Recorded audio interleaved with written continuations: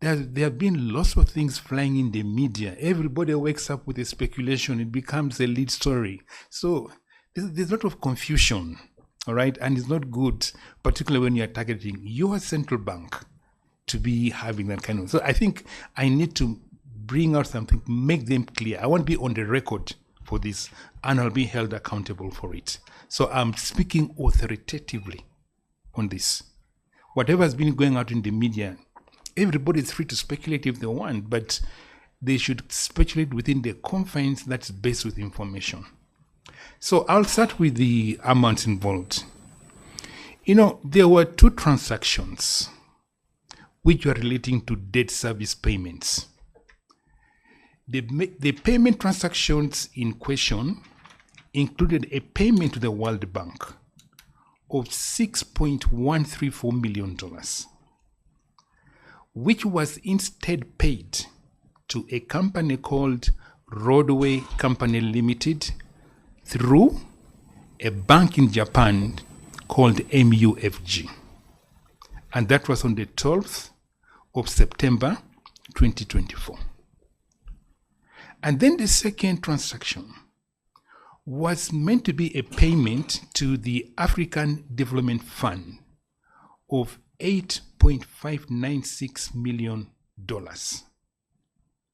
It was instead paid to MJS International, London in the UK, on the 28th September 2024. Now, on the part of Bank of Uganda, upon discovering that the payments had not reached the intended beneficiaries, that is the World Bank and the African Development Fund, Bank of Uganda immediately commenced internal investigations and reported the matter to the relevant government agency, and that was the police, Uganda Police Force, the Criminal Investigation Directorate, and also the Financial Intelligence Authority. But beyond that, Bank of Uganda took the necessary steps to recover these funds. That was really our key priority, that of these funds that had been diverted, how quickly can we get back these funds? So that's what we've been working on. We put all our efforts in trying to recover these funds. So we instructed our correspondent bank, that is Citibank, and the banks where the funds had been credited to the accounts of the fraudsters, instructing them to freeze the said funds due to the suspected fraud that had taken place. We have since recovered $8.205 million. I repeat, we've recovered US dollars 8.205 of the funds that had been sent to MJS International, London, UK. And these funds have been credited back to the Uganda Government Consulate Fund account here in Bank of Uganda. It's not frozen like the media is speculating. These funds have been credited back to the Consulate Fund account here in Bank of Uganda. And we are pursuing the balance of $391,000 that went to this bank in London through, again, our correspondent bank, Citibank. However, Bank of Uganda has not recovered the amount paid to Roadway Company through the MUFG Bank of Japan. This bank has not been very cooperative. That's why we haven't recovered this money. Had the bank been as cooperative as the bank in the United Kingdom, even this money should have been recovered. So while they haven't been cooperative, we are working hard with our domestic and international partners, particularly through the Financial Intelligence Authority, to pursue the recovery of these funds.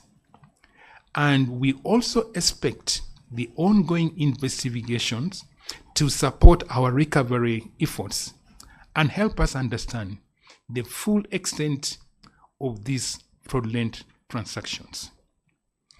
But more importantly, we are also cooperating with the Office of the Auditor General, who are conducting their independent investigations. So that is what it relates on the amount of funds that were involved. So forget about all this media speculation on the amount of the funds involved and who took the fund. The media, you wake up with your own story and you put it there, and because Ugandans are looking for such story, they'll buy it. But take this one from me as authoritative. And then the second question, there's even this, which is even bad, that Bank of Uganda was hacked. Look, it is absolutely not correct. I repeat, it is absolutely not correct that the BOU IT systems were hacked. Because hacking involves the act of gaining unauthorized access to computer systems and networks. And I can tell you with all the confidence that there is no evidence whatsoever of any unauthorized access to the BOU IT systems to divert the funds that I have just told you about. These fraud incidents were initiated outside the BOU IT systems to divert the funds. Bank of Uganda is a paying entity. You get instructions to pay, and we pay as instructed. So, let me repeat, the fraud incidents were initiated outside the Bank of Uganda IT systems, and instructions were received by Bank of Uganda to pay the wrong beneficiaries, leading to the subsequent diversion of the funds. Now, where the diversion took place, how and who were involved is a subject matter of the ongoing investigation, for which I cannot comment. But be rest assured, the Bank of Uganda IT systems remain fully operational. They are secure and uncompromised. Forget the nonsense out there that the BOU IT systems were hacked. That's my message on that. The BOU IT systems were never hacked. Our systems are operational, they're secure, and they're uncompromised.